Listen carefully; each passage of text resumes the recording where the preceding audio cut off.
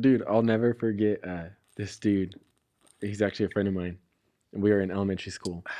And I'm drinking from the drinking fountain. And he goes, "Hey, save some water for the whales." And I just started busting up laughing, dude. Like, it was You're the funniest thing I'd heard at that age, you know?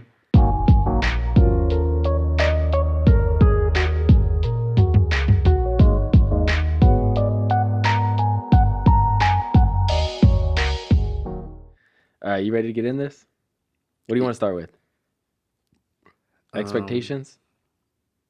Yeah, what was it again? I just had realistic expectations in relationships. Just realistic expectations in general. Yeah. So start it off with So something. what I had mostly for that was kind of just, I don't know if this is bad advice or not, but tempering expectations.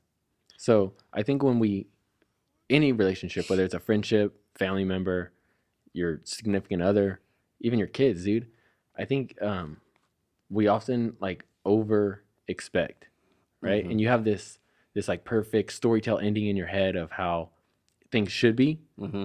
and they rarely live up to that, and so then you think you failed. Right. And so I think if you focus instead of and I think it's part of that instant gratification we get too, right? Like you meet somebody and you want to become a good friend with them, or you hope that that's where it goes, and you want it to happen like instantly, Mm-hmm. right?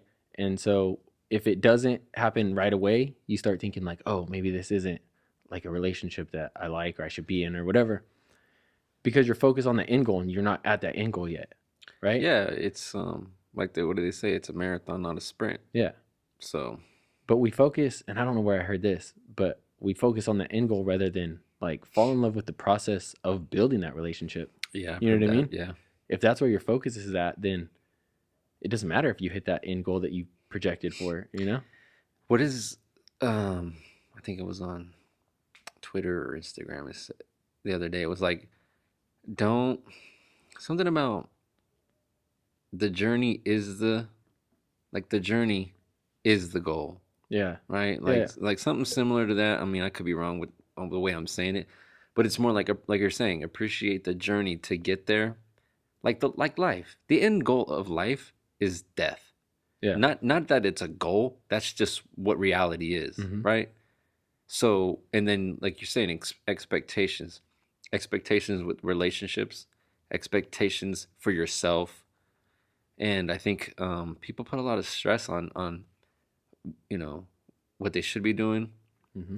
what people around them should be doing, and I think there's those expectations are unfair because everybody moves at their own pace, and that's one of the things I'm like, everybody learns at their own pace, everybody moves at their own pace.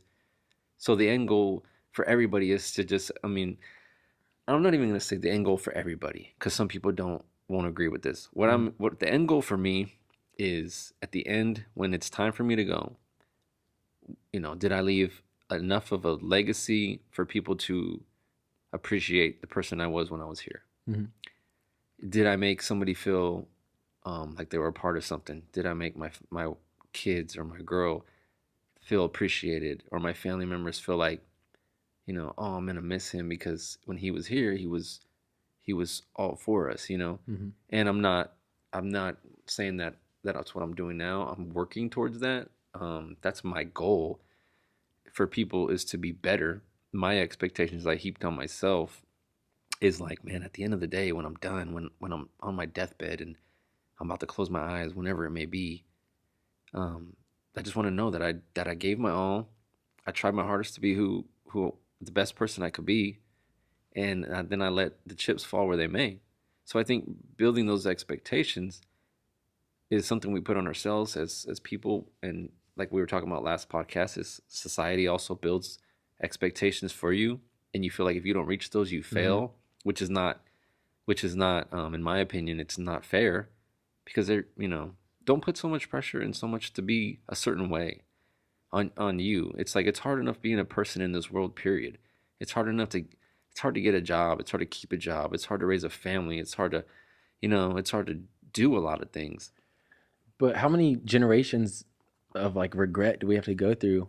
I mean, I think maybe we are working in the right direction, because I mean, you're in your 30s and you're already thinking about making an impact now rather than trying to reach a goal later, right? Right. And you get that from people all the time. They're 60, 70, 80 on their deathbed and like, I wish I would have done this. I wish I would have spent this. I like this money that I collected my whole life means nothing now. Like I didn't have those experiences. Mm-hmm. And we are seeing it. I mean, we talked about this on another one where we were talking about younger kids traveling and spending more time on like focusing on something before they jump right into a career, right? Yeah. Which is a good thing, and that's the way to do it. But I still wouldn't say it's the norm.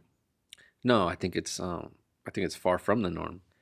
I think people still give expectations to their kids. After high school, you need to go to college. And after college, you need to get a job and a career. And then you got to build a family. And then you got to buy a house. But isn't college, dude, and I mean I say this as a college graduate, isn't it kind of just total bullshit? I don't believe that college was for me. And um, I chose to get my education through work. And my college was learning through work, learning the business, Mm-hmm. reading about stuff that pertains to my business, my job, taking that and making that the avenue of where I figure my success, right? But that's the So thing, you don't have to you, you can just find information when you need it now. I think You don't need to sit in a class and have some old dude like a tell professor, you like what you're supposed to do, well, the theory of relativity, and you're just like, shut up, professor. I'm literally watching YouTube while you're Yeah. speaking right Learning now. more watching YouTube I think I while they're up think there that lecturing. is I think there's a gift and a curse in there. The gift is the ability to get knowledge at Mhm. in an instant and use it to your advantage, and then bypass a lot of things, right? And then the curse is a professor who did the thing that we're talking about, Mhm. went to school, went to college, Yep. got a graduate, like built his career in order for him to be like, now I'm gonna teach what Yeah. I just went through, and then for kids to be like, But they we don't lose want to it. hear that. The reason they don't want to hear it is because they go into it with the right intentions. Yeah, I want to share my experiences, but 90% of my professors that I had in like lectures just end up bitching, dude, and like spreading whatever view it is, like this is the only way to think about a problem, right? Or Yeah, an issue or whatever. Like this is what you should think. that's Instead of giving people information or teaching them how to form an opinion or mm. find information, it's, hey, I went to this, I've got my master's, I've got my PhD. This is how you should think, So based on their right? achievements, they think that this is the only way. Yeah. And then Mm. I don't know. That's hard because And I think it's part of that conditioning thing. Like, how, this is the way you're supposed to think. This is the way you're supposed to act. This is what you're supposed to do. hmm And we buy into it. And we think that, yeah, oh shit, like if I want to be successful, I got to like get my degree and go work a boring ass 9 to 5 job in an office and no, it has good benefits. And yeah, like you that might be providing for your family, which obviously we all have to do. But how much of your soul are you like losing, dude, in that process? so that's my big thing at this stage of my life. The expectations of relationships has changed. The expectations of reality, of life, of family, of job, of career.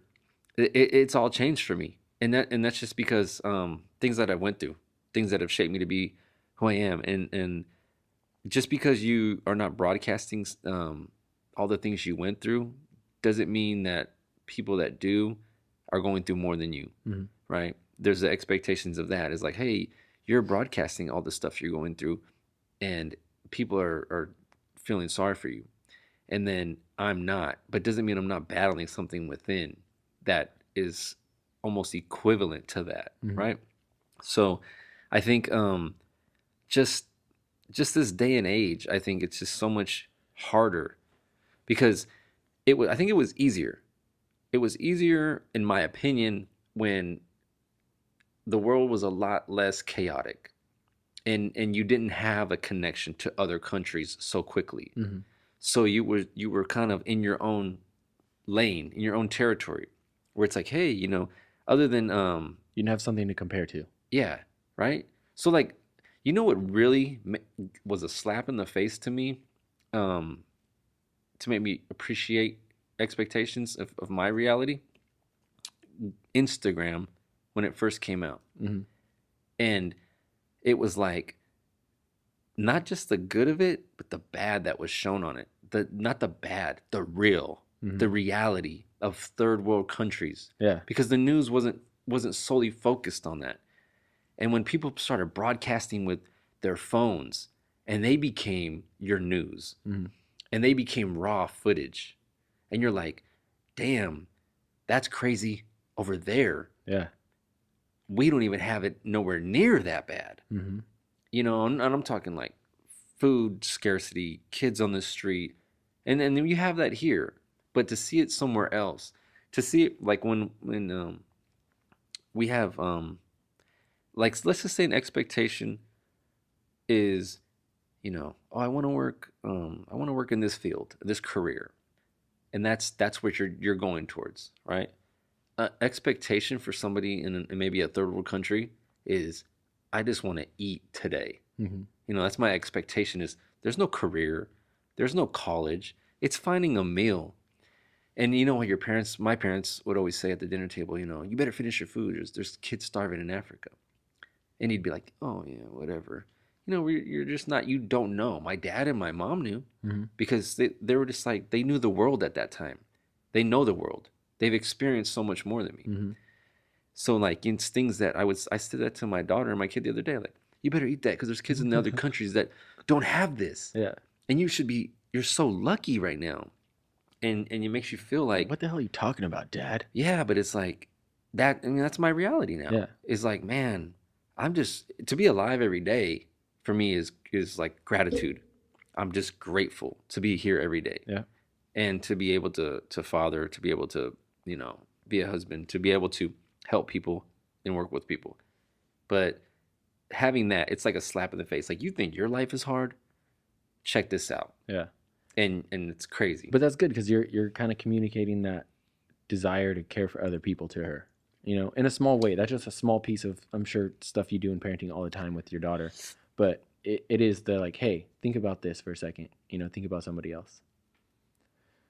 But well, yeah, because like when you're talking about realistic expectations in relationships, when you have that perspective on how other people, you're very fortunate. We're very fortunate to be in America, period. Like this guy I'll listen to, he's like, you won the lottery if you live in America. Like, everybody's won the lottery. Yeah. You came to a country with opportunity. It's not, you know, it's not nothing you can't succeed in. It's all about work ethic and hunger and drive.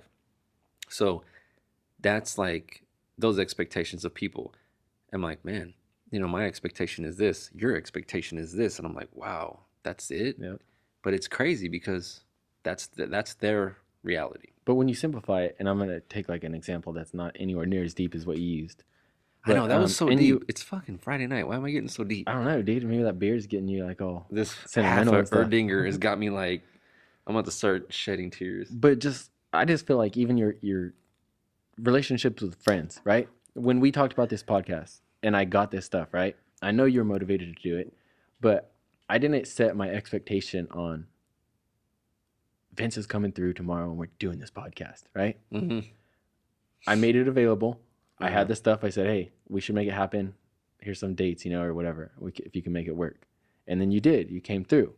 And so I set the bar of my expectations low, and so it was easy for you to exceed them, right? Yeah, yeah. So I think when you do that, especially like early on, you know, like it hasn't been long since I've been back, you know? I know. And I could have just as easily said like, oh yeah, dude, we're going to do this. We're going to do like twice a week. We're going to like knock it out. And then those expectations don't get met. Right. Or set like an unrealistic expectation, you know, like, yeah, if we want this to catch on, it's got to be every day. And be like, hey, Vince, come over every day after work and we're going to do this. That's not realistic. You know, you're transitioning to a new job. I'm in a new job. Like, it's hard enough to meet once a week. I know. You know? It's let's just go a little bit more lighthearted because I don't know why I got so deep. I got like in this weird zone, dude. And I think something just like just came into me and I started talking about that.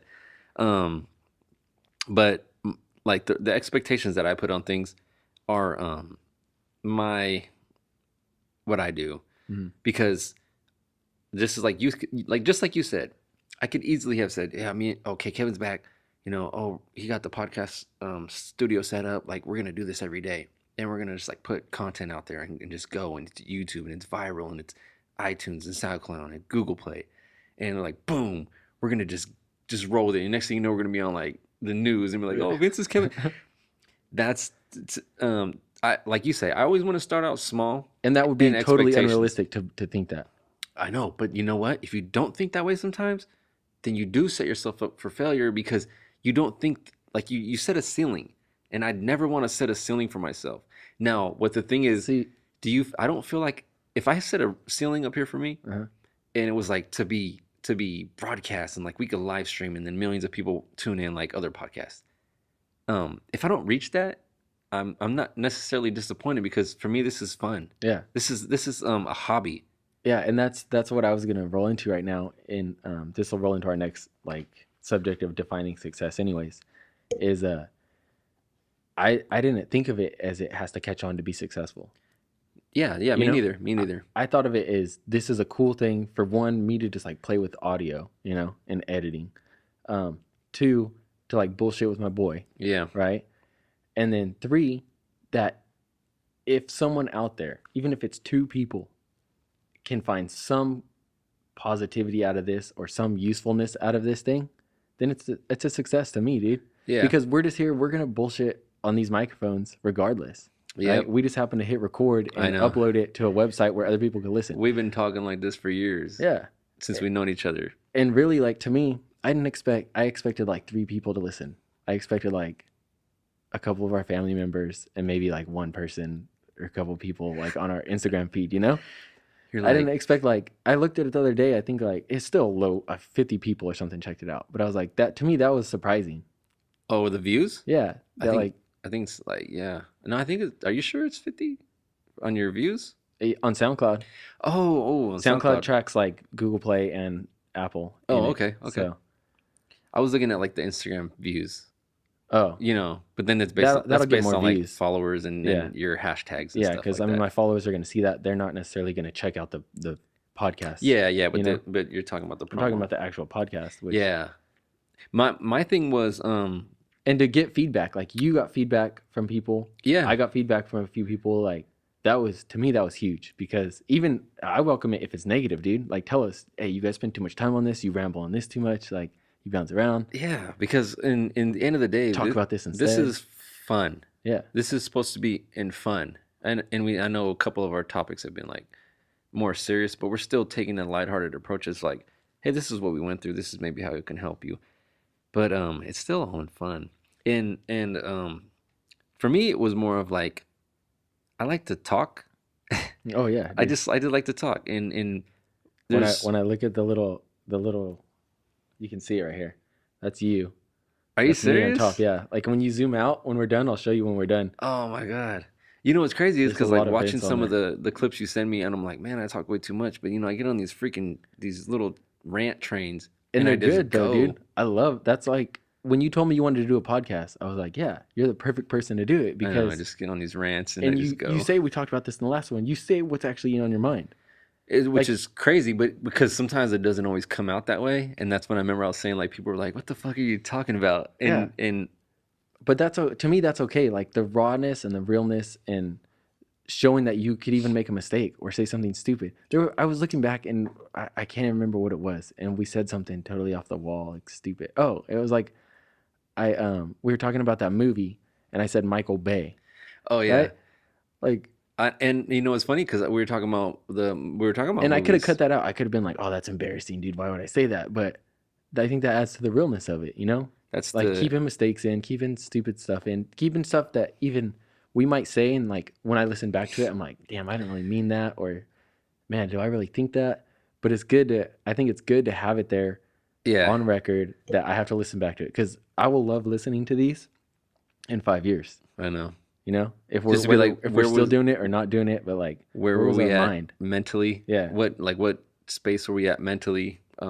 Maybe we'll look back and be like, dang, dude, we were stupid. You know what though? Who knows? Isn't that part of evolution is to grow and evolve? And as long as we're not regressing backwards into like assholes, because like I want to just be a better person, Mm-hmm. you know. And then my opinions are my opinions, and the worst thing is to say my opinions are, you should listen to them and value them more than your own or Oh somebody yeah. else's. No. That's not what I'm here to do.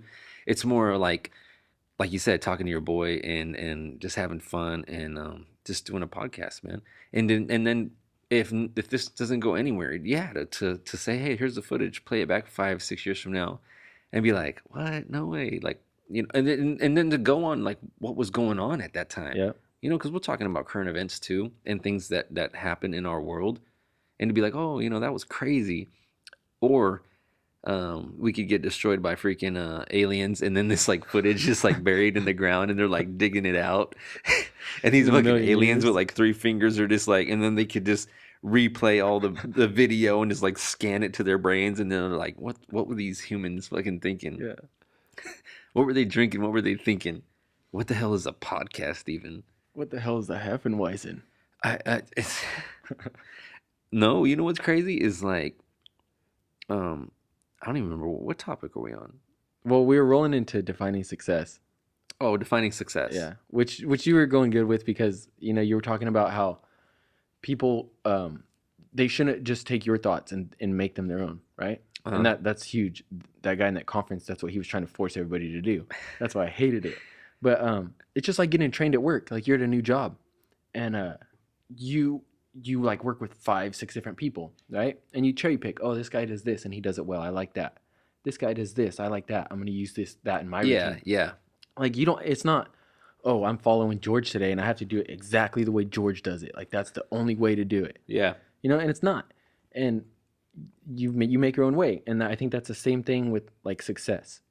All right, there's people out there that they're gonna go to 4-year college, they're gonna get an engineering degree, they're gonna make a shit ton of money, and they're gonna buy a cool house, a fast car, and if you value all those things, go out and do it. Mm-hmm. Go out and get that engineering degree, find a way to get it, find a way to get a job and do it. But if that's not what you value, and especially if that's not a job that you want to do for the rest of your life, No. then you carve your own path, and you can find the way other people are doing certain things and cherry pick that into your lifestyle, and you personalize your lifestyle. Yeah, you personalize your lifestyle to make it successful for you. Yeah. Right? So, if you're into materialistic stuff, then get a job where you can get materialistic stuff. And just know that in my opinion, materialistic stuff, like you said, you end up in the grave and with all this cash or real estate or property, and if you don't have anybody to share it with, then what was the point? Yeah. You accumulated it's like playing Monopoly, and the person that always wins at the end of the game, it's like, well, you got it, but what are you going to do with it? It's not real. You know what's crazy about Monopoly? And I got this from my mom. I always cheat at Monopoly. Did you? Yeah, I always Or try to be the do banker you? so that I can steal money. But I don't do that in real life. Maybe, and because I win a lot in Monopoly because I cheat. Yeah, but So maybe I should start cheating in real life, dude. so something. Let me tell you something then. Talk about cheating in real life. Somebody told me the other day.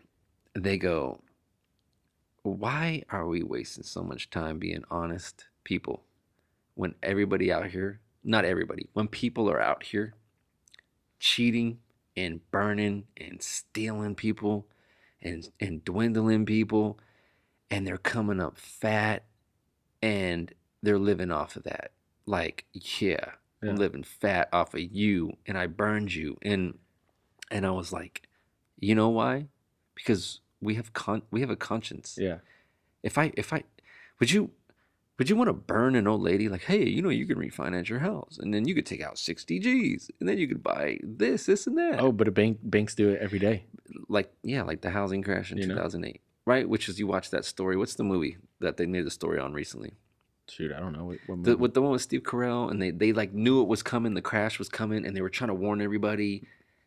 Well, anyways, something, the heist or something. I don't know, dude. I don't. Whoever's listening, if they listen, Google it. You'll see that movie. Dude, maybe one day we'll be at that stage where we got Hey, Steve, Hey, Google that. And then, Steve. you know, Why's he 30, gotta be 30 named seconds Steve, later, dude? Some I don't guy know. Steve out there's like, yes, Marlon, just I don't care what his name is. boom, Hey, it could be a just chick. got a It could be a job, chick for all I care, dude. just got a job. No. So, Hopefully, a high anyways, school kid that doesn't want to get paid. an Cause intern. because we can't afford to pay you.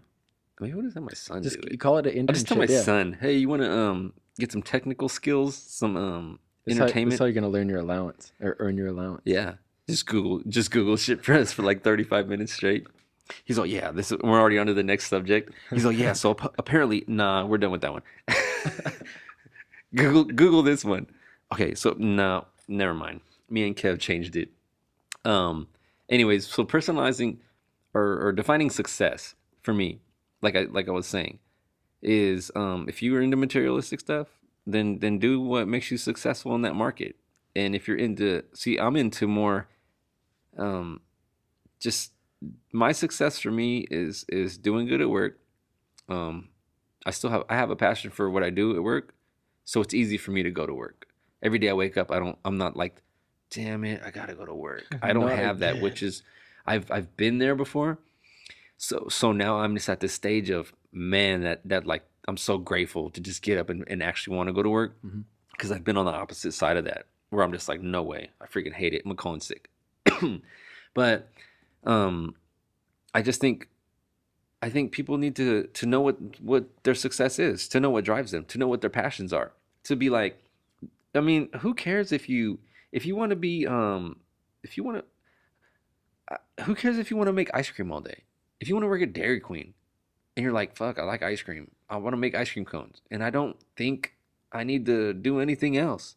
And that's like success for them, then you have my respect. But Or if you want to be a corporate lawyer for a big Fortune 500 company, and you grind and you get there and then you do it and you're in that setting and you're happy, then you're anything that gives you happiness should be success. yep, and I just want to expand on your ice cream thing a little bit because it may not even be that you enjoy serving ice cream so much that that's why you work there, but if that can provide the means to the end that you need to make rent, to take care of yourself or whatever, and it allows you to do something else beyond it that you like, whether it's pursue a passion or whether it's so you don't have to have the babysitter pick up your kid from school, Hmm. or it has some kind of perk that you can make a positive out of that, then that's cool too.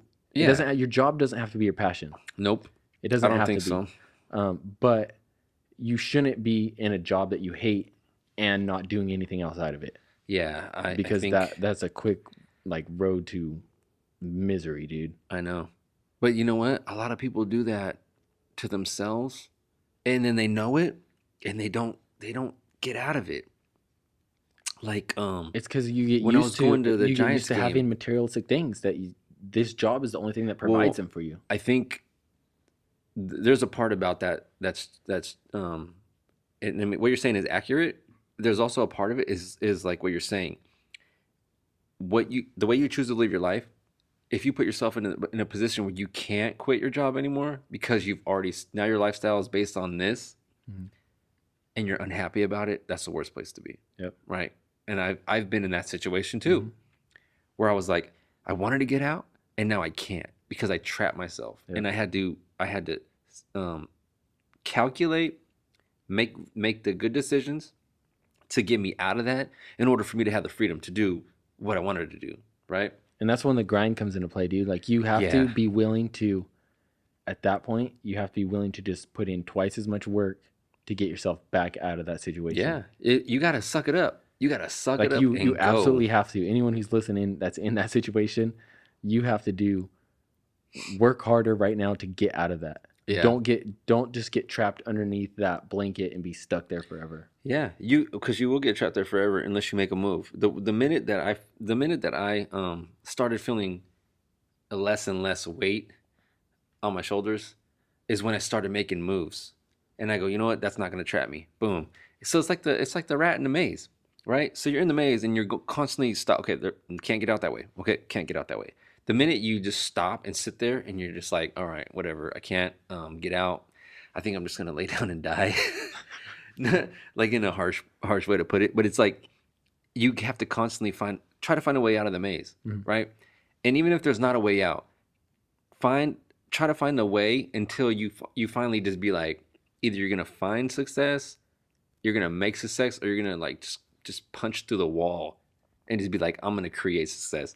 Some dude told me one of the coolest things he told me the other day was, we were talking about something, and he was talking about me about my job or my promotion. He goes like, um, man, you're lucky. You're like, oh, I was like, yeah, man, I'm kind of lucky to be in this position. And he goes, you know what? He's all, you create your own luck. He's like, you ain't lucky, man. He goes, you grinded for this. You worked for this. You created what people perceive as you being lucky. Mm-hmm. Not lucky. Because some people, lucky, well, some people will be like, oh, he got lucky. He got that job. Others will see it and be like, man, that guy grinded for years. And he put in the extra hours and the dedication. He's not lucky. He made his luck, Mm-hmm. right? So there's a perspective from two different people, depending on how you see it. They kind of play with each other too. Well, the one that sees it that's like, oh, you got lucky, is the one that doesn't want to work hard for it, in my opinion.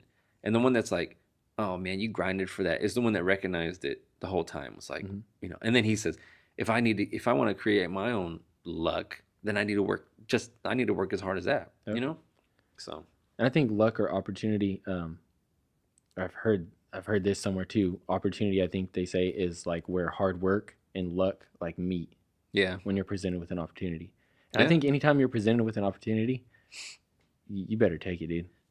You better jump on it, because somebody else is waiting right behind you. If it's truly an opportunity, you got to take it, Well, like, so if you took an opportunity that you think, okay, this is an opportunity for me, and it turns out that it's not, it wasn't really for you, I mean, then you kind of live with the result. Yeah, and I still think though that helps build your character, and there's still something that you learned out of that. It's what we talked about, like letting your kids fail.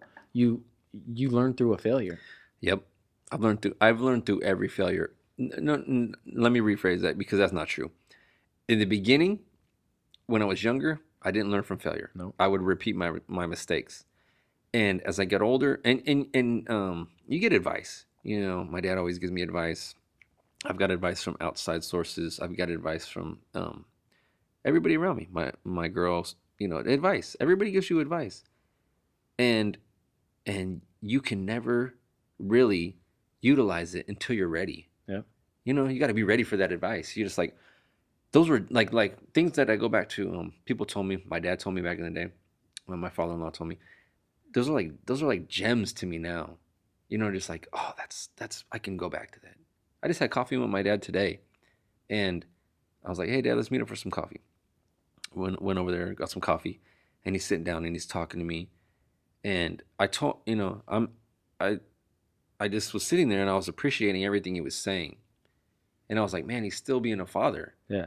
And that's cool, because as much as I'm in a good position for myself, mentally, physically, spiritually, he's still giving me those like little gems. Mm-hmm. And I'm like, man, I forgot how you forget sometimes how knowledgeable people are, or especially him, because I chose to be my own visionary person. Like, I'm gonna do this, I'm gonna do that, I'm gonna do this, I'm gonna do that. And then you live with the results, you live with the mistakes. But then you get somebody that's been on this earth twice as long as you, and they're like, hey, I went through this, and this when I was managing, or when I was doing this, or when I was working. And you're like, oh, that's cool. I can actually use that. And it's just like little things like that. To me, today, that was a success for me. Yep. Having coffee with my dad was a success, because I learned something in that conversation that I didn't know prior to that conversation. Absolutely. And now I'm just like, boom, that was a success. And it's little things like that. I didn't make $1 million today. Yeah. I wish I would have, but it's like, Did you play the lottery? Because you can't win if you don't play. No, dude. My dad always says, you can't win if you don't play. It's true. My grandma, she's like legit. Like, she would call in. I remember when I'd be at her house, she'd call, and everybody's calling, like all the aunts and the uncles and the cousins, because everybody would play like this one big family lotto thing. And my grandma's like, she's literally like the bookie, like the straight mob boss. Like, all she needs is that little green hat with the little pencil right here. And she's like, what's your number? Give me your numbers. Yeah, oh yeah, those are the numbers right there. We're gonna win this time. And she doesn't even talk like that. I don't even know why. I don't even know why. But that's like how you picture it, because you've seen that in a cartoon or whatever. Somewhere. Well, yeah, but I just picture her just so gangster, dude. Like, because I'd be right there. She'd be like, "Oh, you want a sandwich?" I'm like, "Yeah, I'm eating a sandwich." And and it's late night, and we're chilling, and all of a sudden the phone's ringing, and it's like old school, the phone on the wall. She's like, "Hello? Yeah.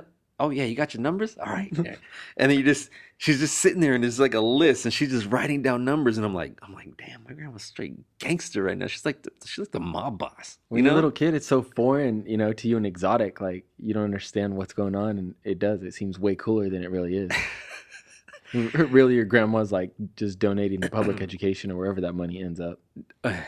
You know, I think this is like 20 years. I mean, I don't know if they even still do it, but it's like 20 years ago that's what's going on, and I don't think they've won.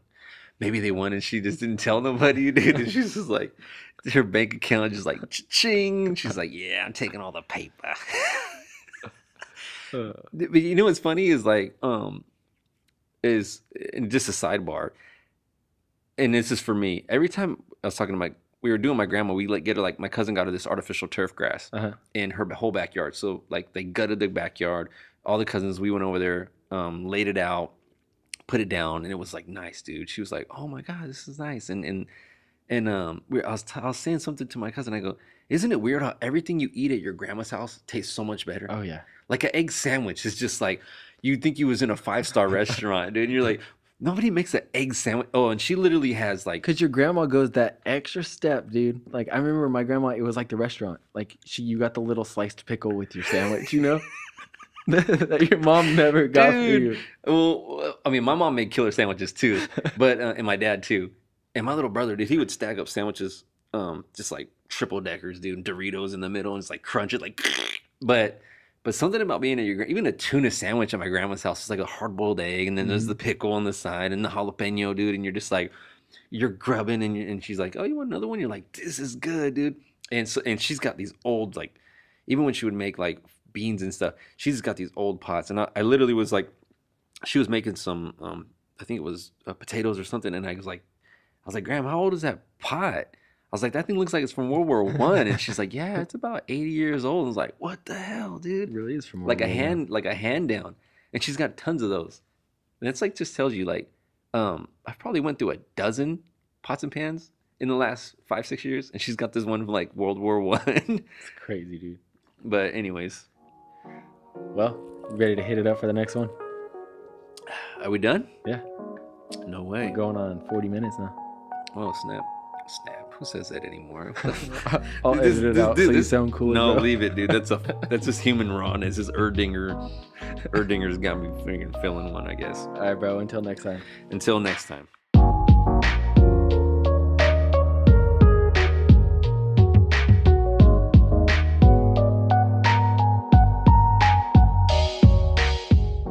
This is Vince and Kev. Come check out our podcast every Saturday morning. Listen in as we give advice that you didn't ask for and we're not qualified to give, but we're doing it anyway. You can find us on Apple Podcasts, Google Play Music, or One Day Early on SoundCloud.